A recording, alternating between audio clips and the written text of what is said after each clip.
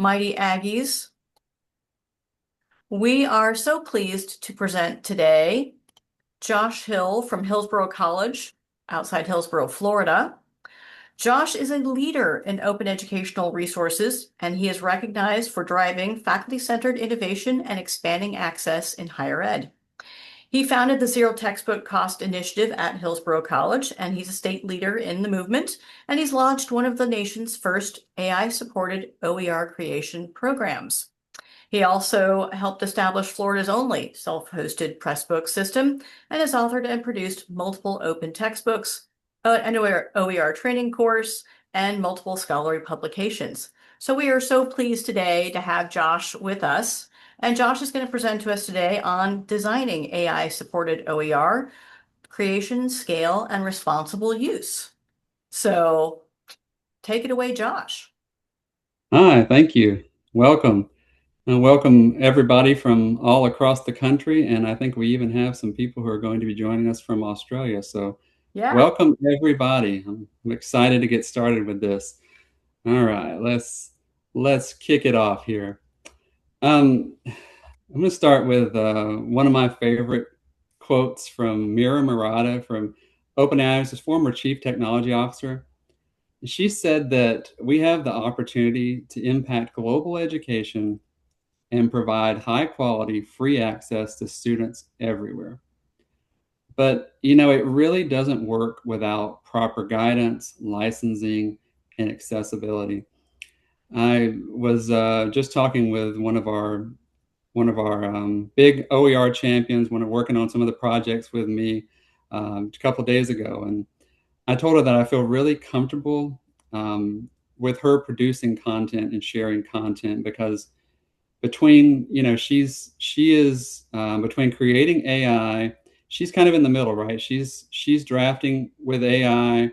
She is the one that is control of producing the content, but she has gone through training. She's a subject matter expert. She's actually the secretary of our digital accessibility committee that I chair.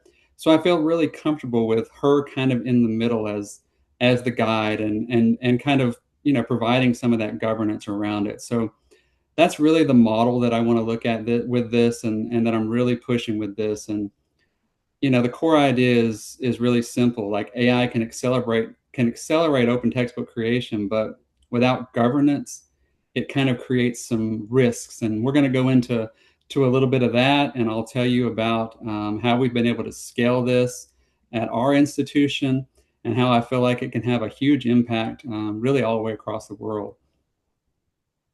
All right. So let's start here. I like to say that this is it's kind of public domain light is really the way that I look at this. So users can create, modify, distribute AI generated content like the 5 R's for OER, right? But attribution isn't required. But in academics, we want to make sure that we are transparent in AI use. And that's a central theme of this talk. So I want you to remember transparency in AI use. I'm going to be really pushing that. But the Creative Commons licensing applies to the human authored contributions. So let me show you what that looks like a little bit. All right, so Kat Walsh from Creative Commons says, if you create works using generative AI, you can still apply CC licenses to the work you create with the use of those tools and share your work in the ways that you wish. So basically the license that you choose can contribute to the final product, even if it was produced by a generative AI system.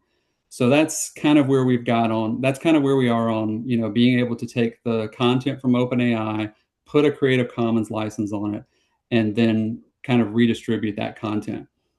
And this is what we do. This is the model that I've used. We always want to be, like, again, transparent in AI use. So this educational material includes AI generated content from ChatGPT by OpenAI. The original content created by your name, institution, is licensed under a Creative Commons attribution, whatever license you want to put on it, right? But again, this is an example of how we attribute content to that we've kind of mixed. It's like you're creating content, but you're mixing your content, your subject matter expertise with the This produced is great from AI a content. self-audit standpoint, where maybe you want to go back and see where did I get engagement in previous teaching periods.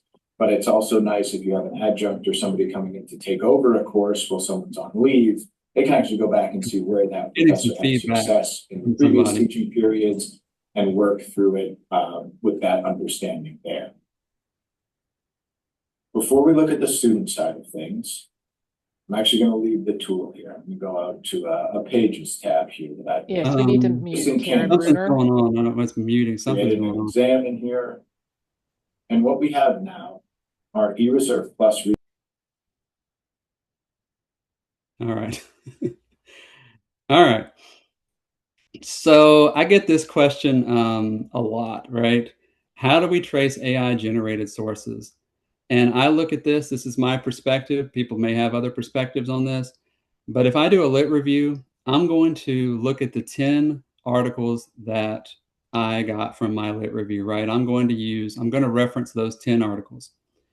I'm probably not going to look at the secondary sources.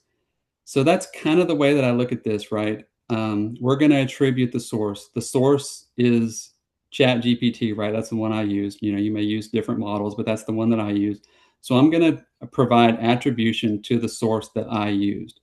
And that's kind of the way I look at this, right? If you're going to do journal, like a journal article, right, you're going to use material from that source. You're probably not going to do an audit of, you know, the content that they use to produce that article, right? Because it's been reviewed. I know that, you know, ChatGPT and that content hasn't been reviewed, but that's where the faculty members come in. That's where you're basically doing your own peer review. So that's the way that I look at that. All right.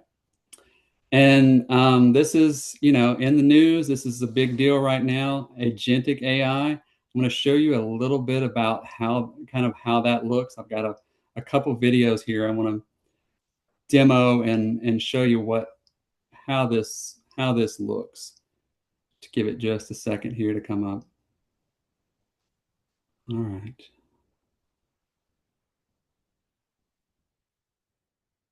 It's trying.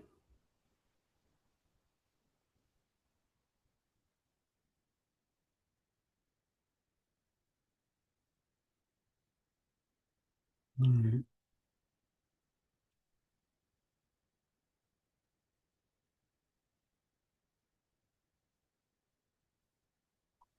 Doesn't have me re-authenticate here. Maybe not. All right.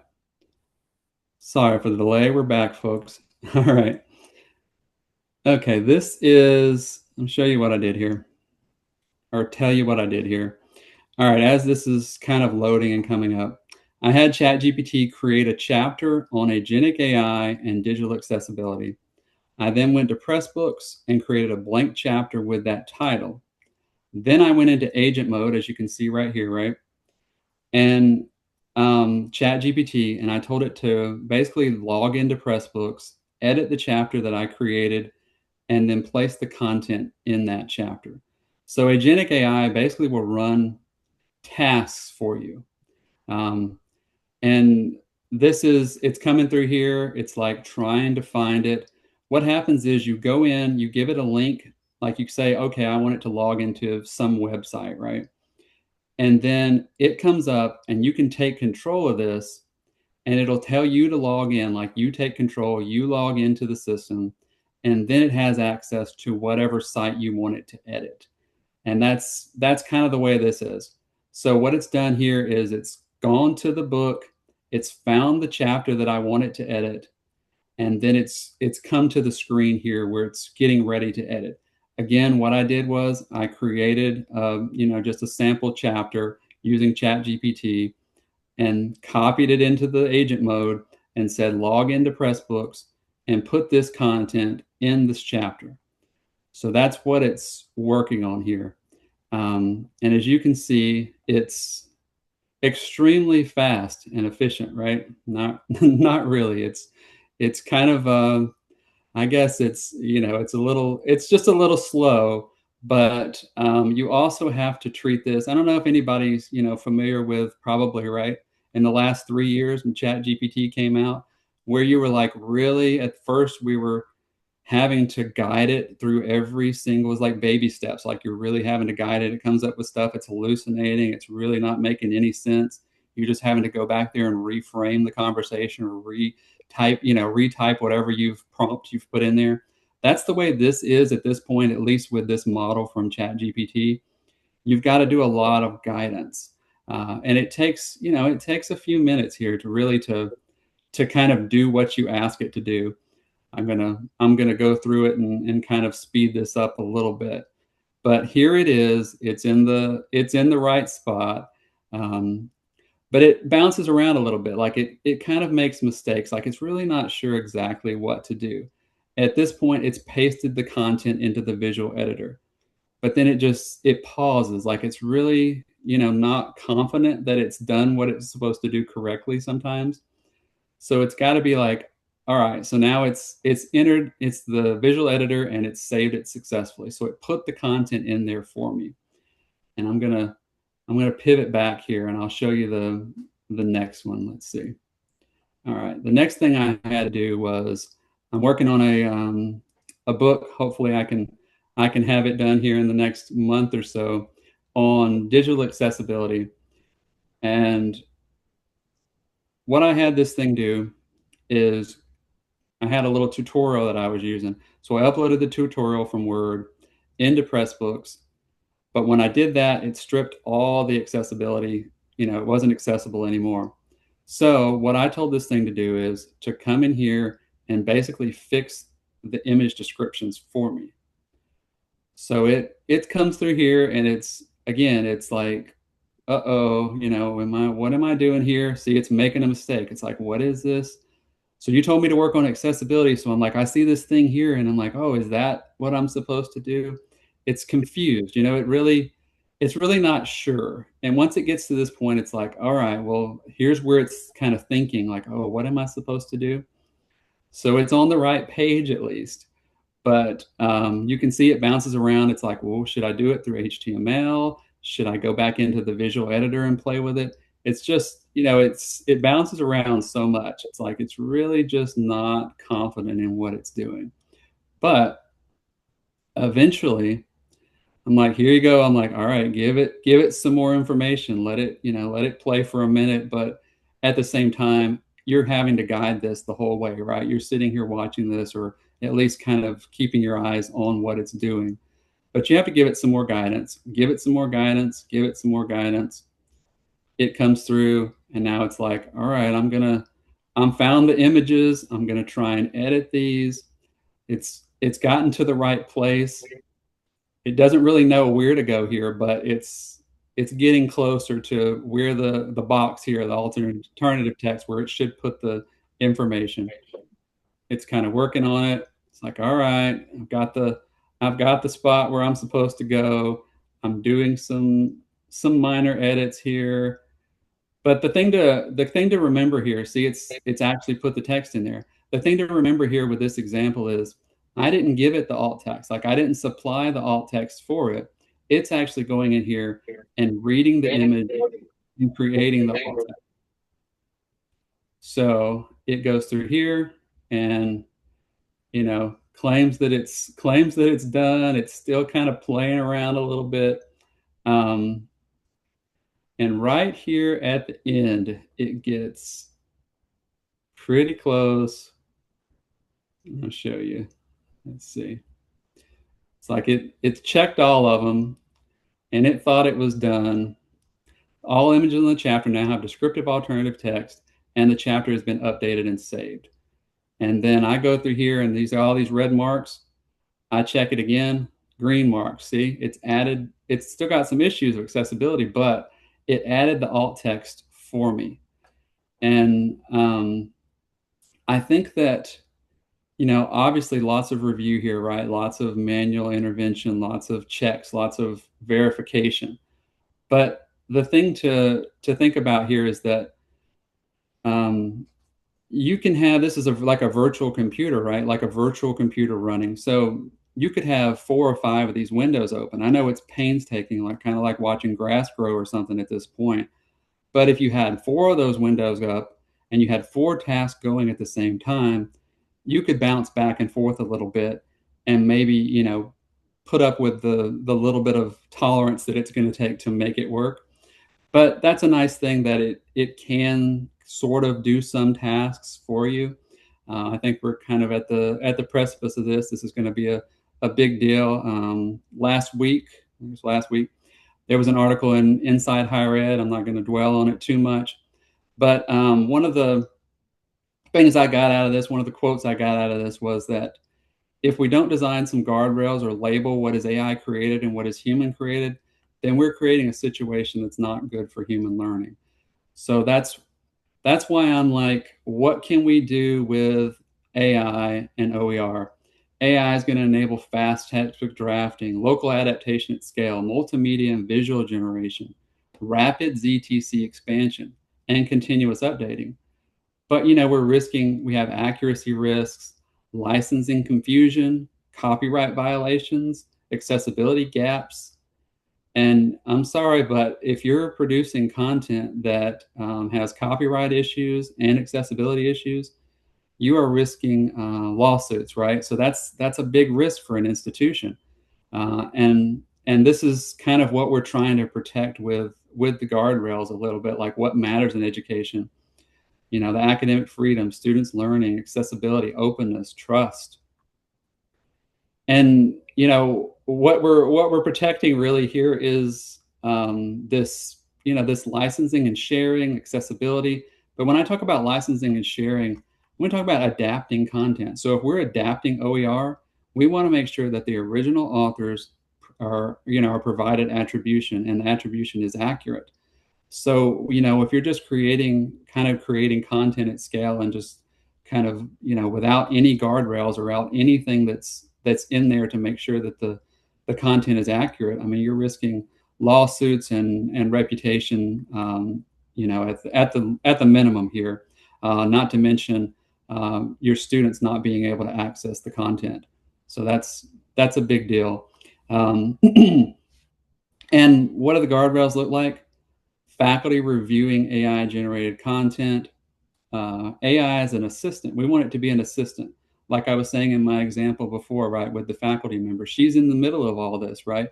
She's drafting the content, but she's protecting integrity by being in the middle between AI and publication. And I think that's very important, especially when we're talking about, creating OER, right? We want to preserve the Creative Commons licensing. We want to make sure that everybody that's created content has attribution in your textbook. And I want to say that it kind of reduces busy work, but not professional judgment. Like I may be able to run 3 or 4 of those windows that I was doing there. It's kind of expensive. Let's just say that you can run it up, and it can be kind of expensive there as you meet some limits. But maybe I can do that, right? But you can see it's not totally accurate. It's got a lot of problems.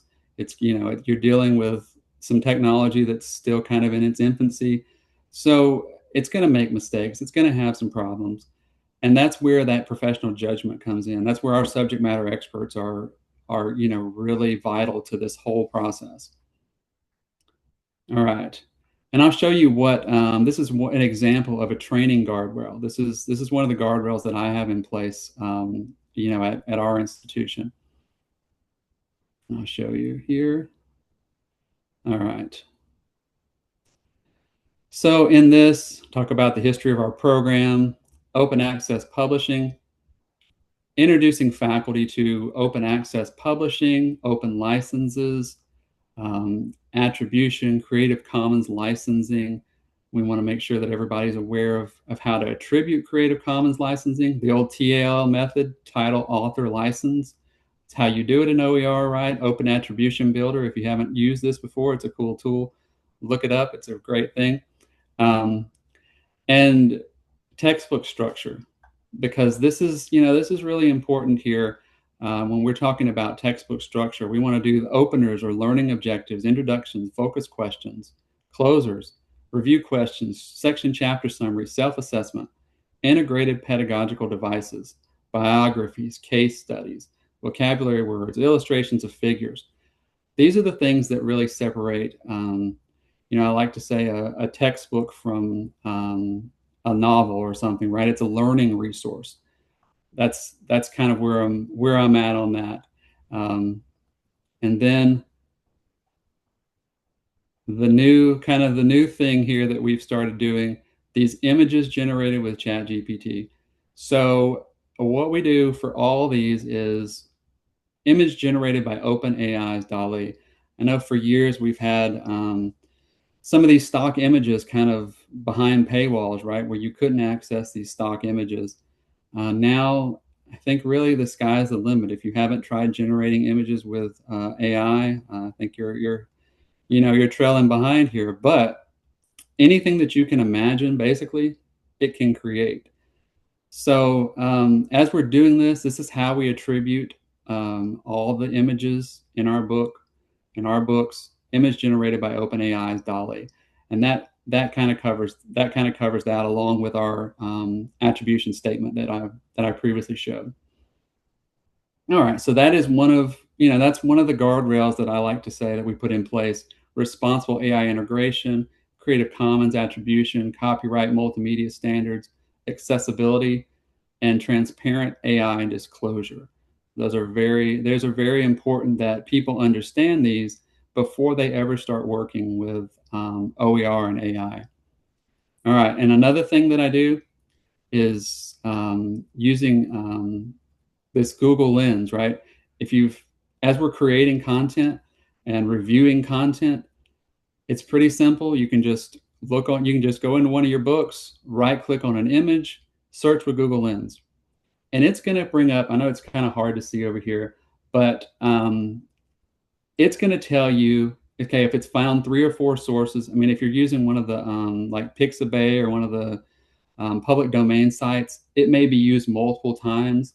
But if you find an image that's an original image and it's being used on, it's published somewhere, and maybe somebody just got in a hurry and they started copying images from Google and started pasting them into Pressbooks, this is a guardrail that's put into place that we want to make sure that all of our content is free of copyright issues. So if you find it over here and it's like, oh no, then just take it out, right? Find something else, find another image that'll illustrate your point. But this one was from the Smithsonian, and right, government produced content is free of copyright. It's in public domain. So we can use any of those images from like gov sites. We're free to use those. So this one basically checks the box, for what I'm doing here with a copyright guardrail. All right, and I'll show you a little bit what we've got. We've got we're self-hosted for our Pressbook, so I installed 2 accessibility checkers. I want to make sure that we are doubly covered, I guess. This is how we're at. I still fight over which one I like better. But this one has over 80 checks that encourage quality accessibility.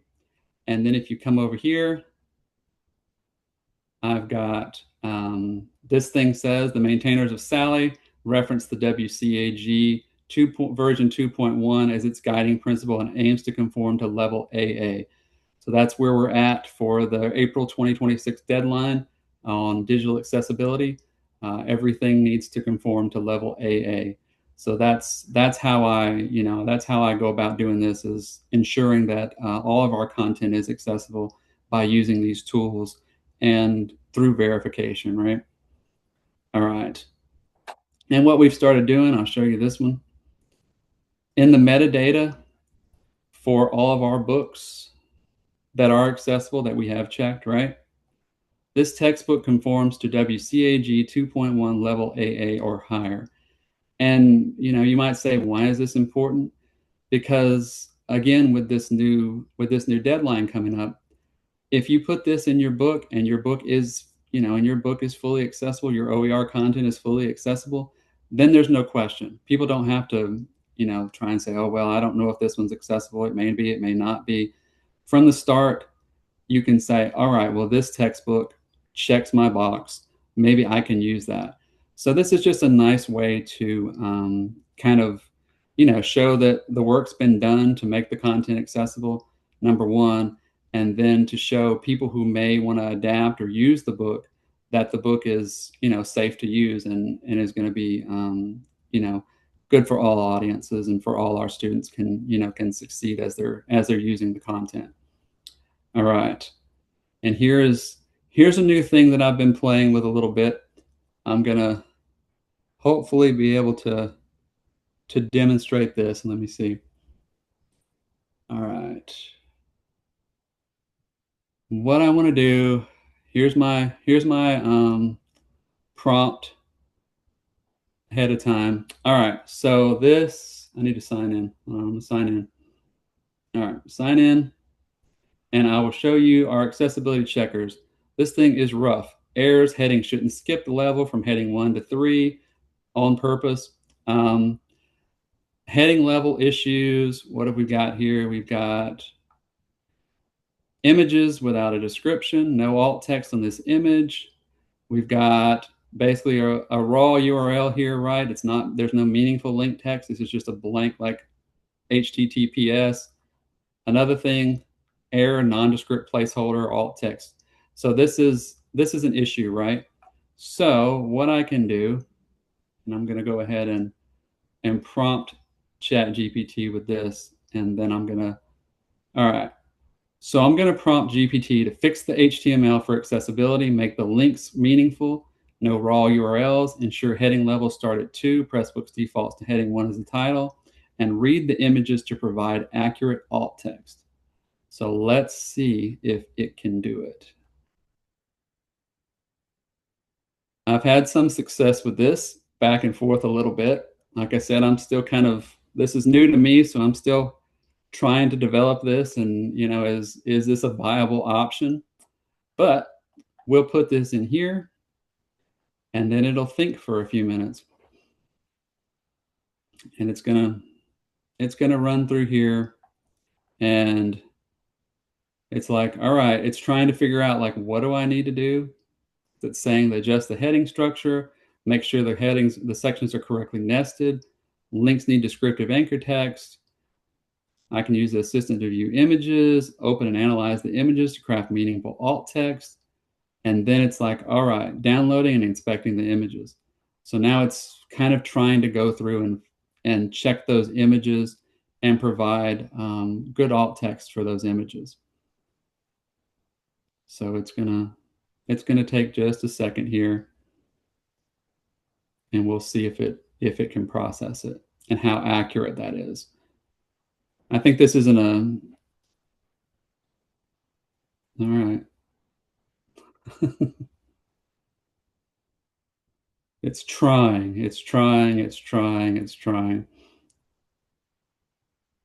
Yep. So then it's like, all right, the heading levels are starting at 2. That's what I told it to do. Pressbooks is using heading 1 as the chapter title. No skipped heading levels. Meaningful link text. No raw URLs as link text. Images read for accurate alt text based on the actual image content and the provided URLs. So it's going to fix them, supposedly, right? It's converted this heading over to a real heading, removed an empty list item, which I didn't even see that when it was doing that. So it's coming down here and it's going to try. You can see where it's kind of, if you can tell in the HTML a little bit, right? It's trying to build an accurate structure. We've got H1 as the title, H1 as the title defaulted. Then it's the next one's H2. It's coming down here. Here's heading 3. Here's heading 3, heading 4, heading 5. It's trying to build this whole thing out, right? It's doing a pretty good job. It's trying to come through here. And then we're going to see somewhere where here's an image. It's trying to find that image. It's fixing the heading. All right. It's coming down here, getting close to the end. There's some more headings. Here's an image. It's fixed. Blah, blah, blah, blah, blah. Right. Now, copy this. Come over here to my chapter. And I'm going to paste this in. And I'm going to save it. And then hopefully, when we look at this again, we have just some links that still, you're still going to have some content, right? That was just this long URL, right? It wasn't meaningful link text. But what it did is it changed it to meaningful link text, but now it's opening in a new window.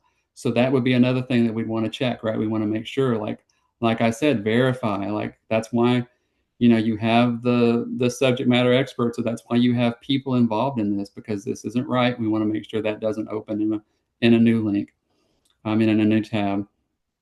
But you come over here and, we can argue about whether or not this is accurate, but a vehicle salvage yard with multiple cars parked closely together, introducing a white sedan in the foreground, a white van near the center, a small white building, and a wooded hillside are in the background.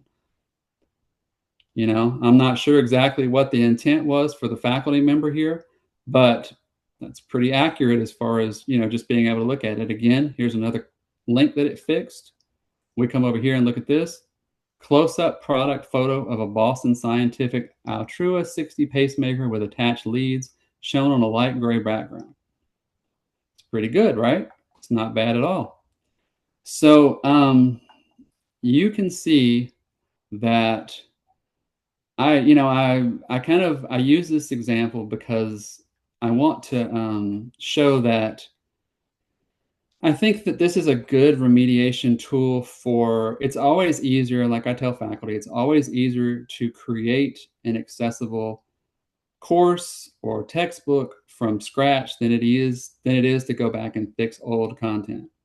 So my idea with this is, let's go back and fix old content using a remediation tool like this, using AI. Like we can take the HTML, we can put it in there. You can do the same for a Canvas page or whatever if you're trying to fix some content in a course. So this is a nice thing that we can do.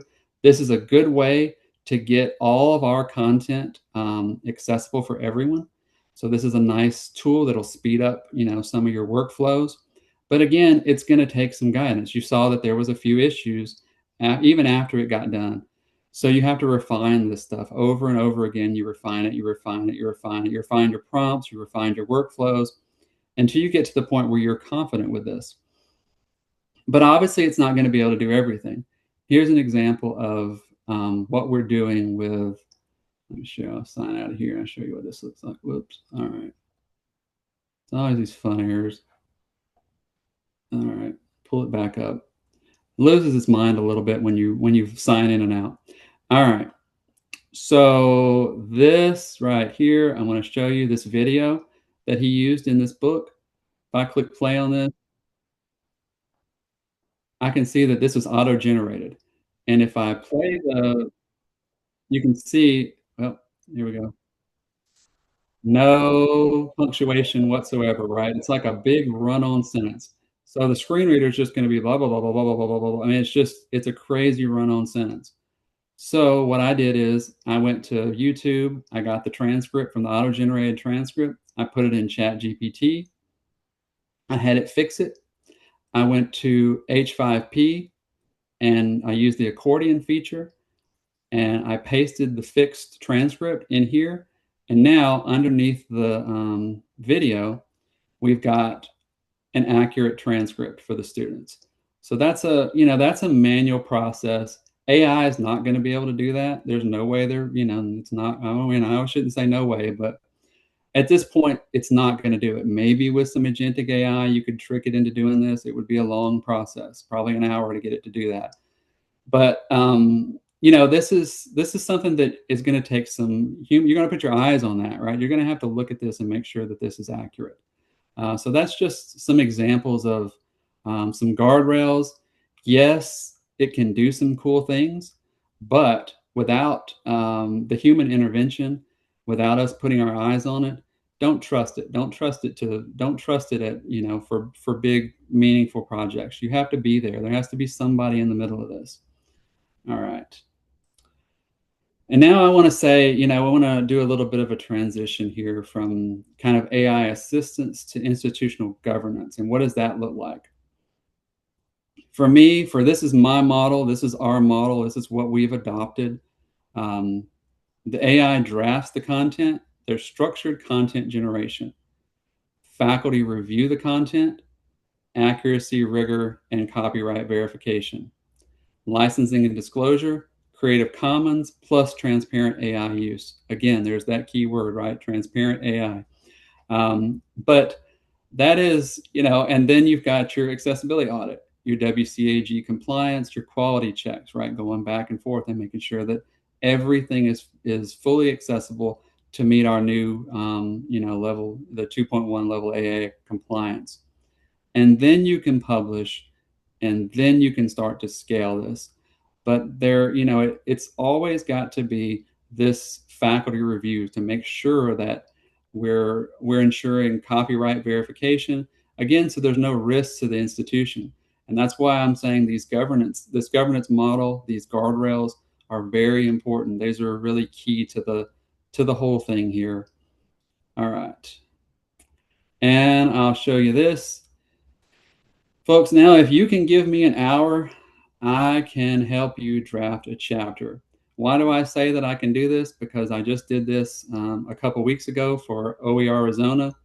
Did the participant manual, went through here, and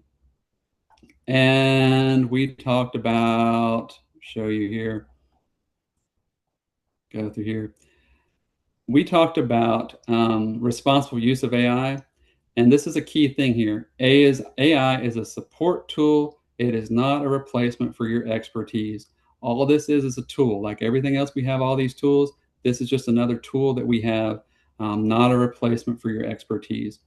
And what I had it do, create a structured textbook outline, put headings, subheadings, learning objectives, key terms, come through here. You review it. You can copy it into Pressbooks, review and refine it, then copy it back, have it draft a chapter. And when we have it draft a chapter, using the outline, we fix the outline, write a concise chapter for an open textbook aimed at college students, explain concepts clearly and avoid unnecessary jargon, blah, blah, blah, blah, blah, right? Import it, evaluate it, create visuals. You can create the images. You can have it find YouTube videos. You can go in and have it create review questions based on your content, have it create key takeaways, readings and resources, and then do an accessibility check. But again, up here, when I'm talking about a sample chapter outline, this structure, again, these openers, these closers, the things that separate a novel from a learning resource, from a textbook, those are the things that we're looking for here. But we were successful in drafting a chapter in an hour. So that was a cool project. I'm happy to share that out. If anybody has any interest in the participants manual, I'm happy to share it out. But you can do this in an hour, which is pretty impressive. So that's one of the things that I've been kind of interested in pushing lately. I'll probably do a big a workshop at my own college with this coming soon. So I want to be able to do this, but again, with the guardrails, with the guidance in place. All right. And this has been really a big thing for us. I started doing this. I was doing, as you can see, like I use Articulate Rise in some of my training contents, my training materials. So I started using ChatGPT basically when it came out. I started doing this, and I was like, look, this is pretty cool. Like I'm using my own subject matter expertise. I'm not, teaching rocket science here. I'm not a rocket scientist, but I do consider myself a subject matter expert in OER and digital accessibility. So I'm like, all right, well, I'm in the middle again. I'm in the middle of this, right? And I was like, this is really cool. Like, it's really speeding up the amount of time that it takes me to create content. And I'm able to go in there and edit it and make it my own and add my own, my own content, my own subject matter expertise into the loop here and into the mix. So this has been that was really a successful thing. And I thought, well, if I can teach people how to do this, I think the sky is really the limit here. So that's kind of what we did here. We launched our AI OER creation program a little over a year ago. We did a pilot project with a group of faculty. It was very successful. Like I said, these faculty were able to draft to have the textbooks ready within about 4 months. So say if you can draft a chapter in an hour, then you spend, say it's typically like 16 chapters, maybe a book. So if you can spend 16 hours drafting this, then you spend 3-4 months refining the content, finding more content, putting your own content in there, editing it, making it your own, making sure it's good for the students, maybe sharing it out with a couple of your colleagues. And within 6 months, you have no trouble having a really good resource that you can share with your students and potentially replace commercial publishers, because that's kind of where we're going with this, right? We really don't need the commercial publishers anymore when we have faculty and institutional guardrails. When we put all of that together with support and expertise, I think that this is a viable replacement for basically all commercial publishing and textbooks and content. I think that you know your students, your local context. So you're the ones that I always say, like the subject matter experts. You're the ones that should be leading the content. You should be in charge of every piece of content, your textbook, your course, your grading, your creation of assignments. Everything should go through the person who is the subject matter expert and can apply that on a local context.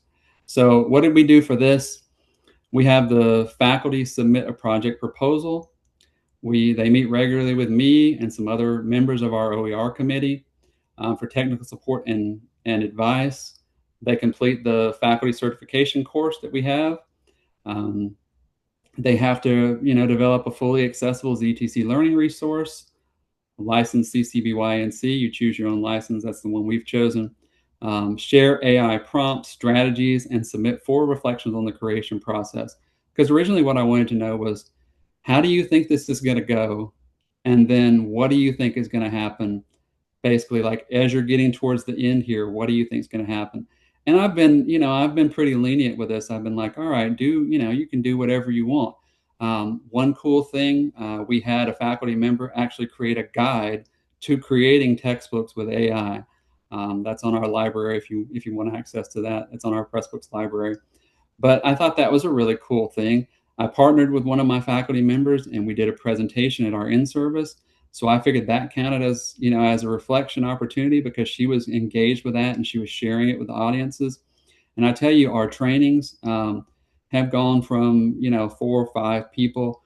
We say at some of the in-services now, we're packed house. We've basically sold out, what I call sold out, our training opportunities, our sessions, because we've involved AI. People are kind of interested in that. And then, OER too, and it's like a hook for us. So we've been pushing OER, but we've been, under the guise of, these people are kind of interested in AI, and they'll show up, and then, maybe they'll be interested in working with us. So that's been a really cool thing. Complete all the deliverables within 6 months. That's a key feature of this. It's got to be done in 6 months. We had books. We've still got one people are working on that lapsed 2 years. 2 years plus on some of these books. You talk about writing a book from scratch. You know how hard that used to be, or can still be. But with this, you're drafting the content. We've got these institutional guardrails in place. Your subject matter expert, you're reviewing the content. We can get these books done in 6 months or less, and they're out there ready to replace whatever commercial product was being used. We're also providing a small stipend, $1,500 to the faculty. I wish we could give them more. Maybe eventually we will, but a small stipend for the faculty. And ChatGPT business licenses. So we bought a bunch of business licenses, and every time somebody signs up for the program, I give them access to ChatGPT business. And access to our Pressbooks account. We're letting anybody that wants access to Pressbooks have access to it, but we have a training course on Pressbooks. Again, these institutional guardrails that can ensure that we have high quality products. And that's kind of, and then support throughout the project. We're in teams. We use Microsoft Teams, so we create these teams, and everybody's enrolled in the team. So anytime within working office hours, if they have a question, they can just post it in that team, and I'll give them an answer. So that's been a really great way to kind of roll this out. And impact, we've had some pretty significant impact here with this. We started in 2022 with our ZTC initiative, 11 million plus in potential student savings. We've had 7,436 ZTC course sections. We've been the leader in the ZTC course sections for Florida Virtual Campus. They keep a list of all the courses that are uploaded to them for online ZTC courses, and we're the state leader. Again, we've talked about this self-hosted Pressbook system.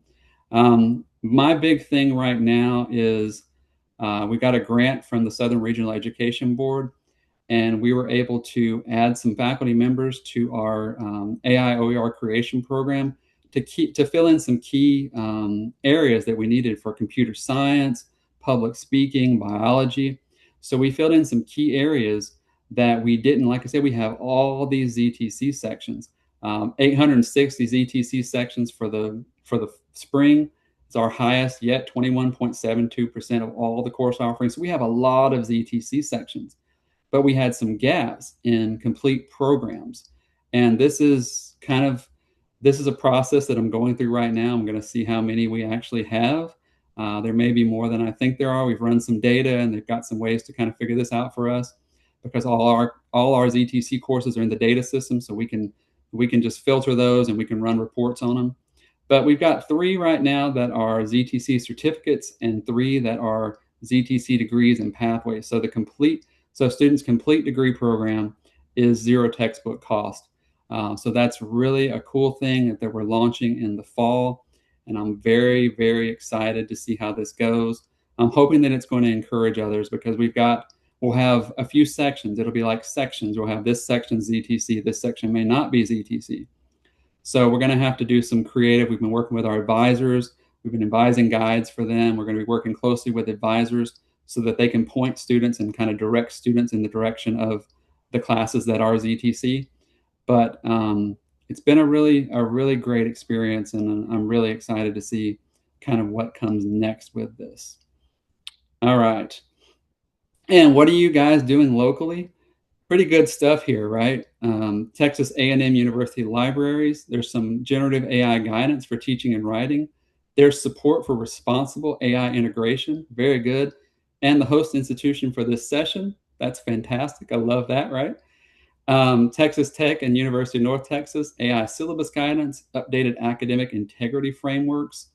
And then from some statewide leadership, I found the Texas Higher Education Coordinating Board Division of Digital Learning is connecting AI use to OER, digital learning, and some innovation strategies. So some great stuff coming out with these guardrails, right? We love this. We love the ability to scale this. We want to keep this going, kind of like Mira said, like my quote in the beginning, right? We want to be able to make education free for basically anybody in the world. But what comes with this caveat, right? You have to have these guardrails in place. And when you have these guardrails, you can be confident that you are publishing content that is accurate, that it is accessible, that is reviewed by subject matter experts. And then yes, we'll scale it. We'll do it as fast as we possibly can with the guardrails in place. And my time right now is 6 months. I think it takes about 6 months to really pull this off. But if you do it with integrity, I think this is really the way to go. And I commend all the work that's being done in Texas and beyond with this work. So, all right, I'm gonna leave you with kind of 2 things here. Innovation without structure creates risks, and innovation with governance creates scale. Again, that's what I've been talking about for this whole time, right? We want to make sure that we can scale this with our guardrails in place. So I'm happy to take any questions. I'll stop sharing here if anybody has any questions or comments or anything that they want to share with me. I'm happy to take those. Thank you so much, Josh. That was Sure. amazing. I Sure. mean, that was absolutely incredible. I've seen you speak before, but I'm like, my mind has just been blown by watching this happen here, especially if it turns out well. Will That's it what we're actually, hoping for, right? That's what we want. it's a cliffhanger. Will AI make it or not? So Will it make it? Will it not? But you know what? We've been doing this for years. This isn't something that's new to us. So if AI doesn't work, we've still got the same model we've been using for years, right? So we're confident in our current models, and hopefully we can expand those. perfect. Okay, so it looks like we have a question here from Caitlin. So she asks, once you run through the process of creating the chapter with the agent, for example, the first example you showed in Pressbooks, Sure.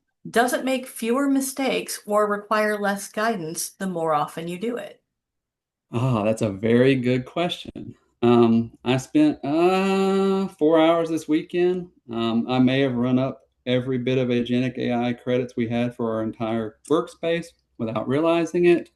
But yes, the answer to that question is yeah, because once you've guided it, like you've got this session open and you're telling it to do stuff, then you're like, all right, well, move to the next chapter. Say if we're fixing the alt text on those images, then we can say move to the next chapter and fix the alt text on that chapter. So, it does seem to, I don't know if you want to say learn. It's kind of like dealing with a 3-year-old. You just have to kind of keep telling it what to do and kind of stand over it, as you're doing it. But it does seem to adapt a little bit, and that's a cool thing that I did notice. I'm glad. That's a really good question because I did notice that it was doing that as I was kind of playing with it a little bit. Very cool. Thank you. Um, Sure. Another one here is sort of a comment slash question from University of Arkansas. A big barrier for many faculty isn't textbook creation, but the ancillary materials. Do you have any tips for ancillary materials? Then I'll Yeah, get it all in the room. it will it's not to the point where it's creating PowerPoints, like I'll be honest with you.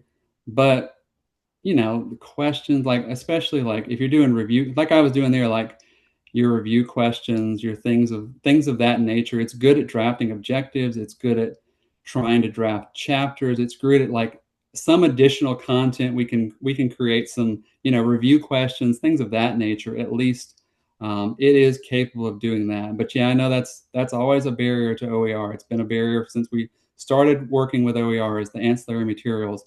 So I think this can speed up creation. It may not be able to just spit it out and be like, all right, here you go. But I think speeding up the creation of that with you still kind of, at the wheel controlling the content and the quality of that is really, yeah, it really will help you a lot, I think. Fantastic. Another chat question, then we'll go to my colleague Beth Schnett.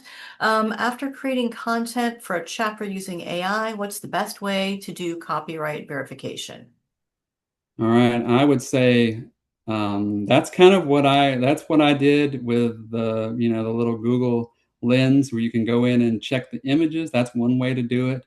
Um, I've even had it like cross-reference. Like, sometimes it hallucinates. Like it'll spit out references that don't make it, they're like, is that a real reference? I've even had it like copied content into it and said, okay, go find these references. Like find this material for me so that I can cite the author.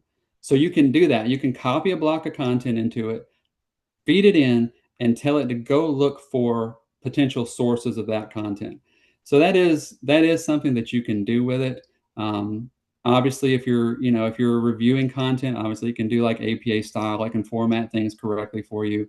But yeah, I would say just make sure that you verify any references that it finds because it does seem to hallucinate a little bit with that. But you can cross-reference content, and I think that's a really good practice is to try and ensure that we are being as ethical in this usage as possible.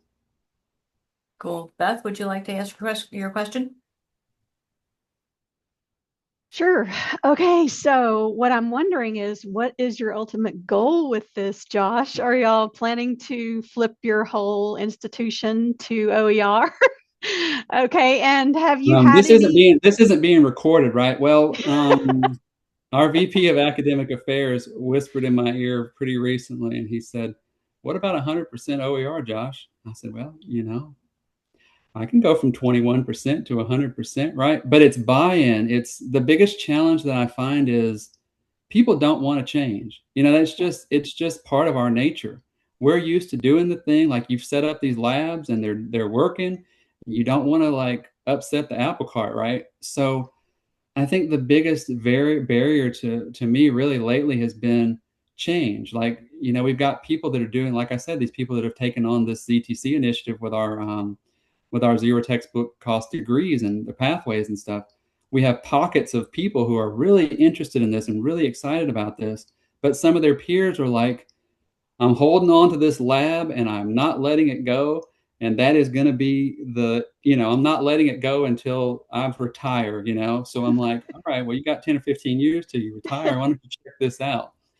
But there has been some interest, let's just say, in the circles. There's been some talk, like, they've had some meetings and stuff like, are you really going to go to this? Are you really going to change to ZTC? And they're like, yeah, of course I am. They're very confident. The faculty that are doing this are very confident. So there's been some interest. Hey, well, one of them I think said, hey, can I have a section of that to teach for summer just to pilot it and see if it's going to work for me? So there's some cracks in the wall, but yeah, I'm like, I want to share this with everybody. I'm like, let's 100% ZTC. I don't see any reason, like I've done this, I've been doing this for over a year now.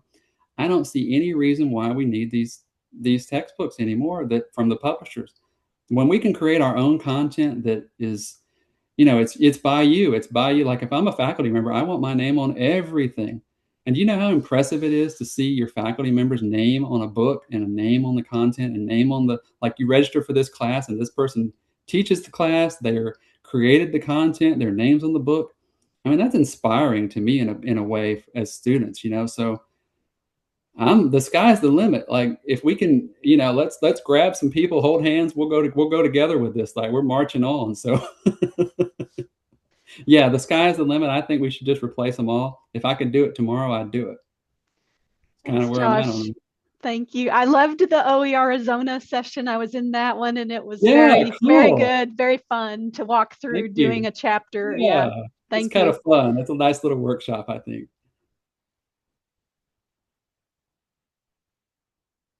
Well, thanks, y'all. I've loved these questions and people are chatting. And Josh, you are an inspiration in our Thank space. you. Thank you. As I've been It's a lot of predicting, love. you're about to break and be super huge in open education, even bigger than you are now. And you're also simultaneously about to be big in Australia. So All right. Well, this is my life's work. This is a passion for me. And, if I can help in any way, please just let me know. Anybody that's on the call or beyond, just let me know how I can help. And I really want to help you. So all right. thank you. We're going to send out the recording, and Josh, I'm going to ask you to send me some of your links, maybe for your All slides right. and some of Sure. your OER Zona guide. People are interested in that, so I will put those together and send those out. Absolutely. Thank you. Thank, I sure appreciate it. Thanks, It's been my Josh. honor. thank It really has you. been. Thank you so much. Thanks, y'all. Appreciate Bye. you. Thank you so much. Bye. Bye. Happy Open Ed Week. Yay. All right. Yay. Bye.